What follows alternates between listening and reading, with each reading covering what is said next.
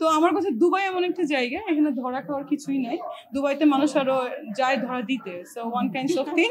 So এত এত লেমেন টাইপের কথা যে দুবাইতে ধরা খেয়েছে, এবং অনেক মানুষজন আছে দেখেন আমাদের রুরাল এরিয়ায়, মানে গ্রামের লোকজন যারা আছেন, তারা দেখেন এরা তো দেশের বাড়ির সম্পর্কে আইডিয়া নেই। আপনারা যা লেখেন মনে করে এটাই, তো আপনারা কেন ইমেজ নষ্ট করবেন? একটা মানে নায়িকাদের ইমেজ নষ্ট করে লাভ কি আপনাদের আসলে? মানে এটা কি লাভ হয় আসলে? ইনফ্যাক্ট আপনারা কিন্তু নায়ক নায়িকাদের বিক্রি করেই খাচ্ছেন।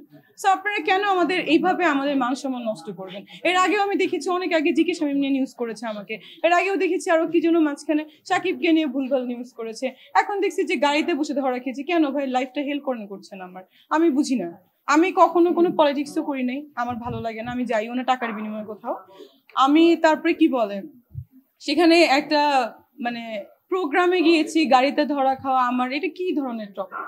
আমি রিকোয়েস্ট করবো নেক্সট টাইম যে চ্যানেল, ইউটিউব, এনি ওয়ান করবে, সেটার আমি ব্যবস্থা নিব না, সেটার ব্যবস্থা যেভাবে হয় আপনারা সবাই দেখবেন।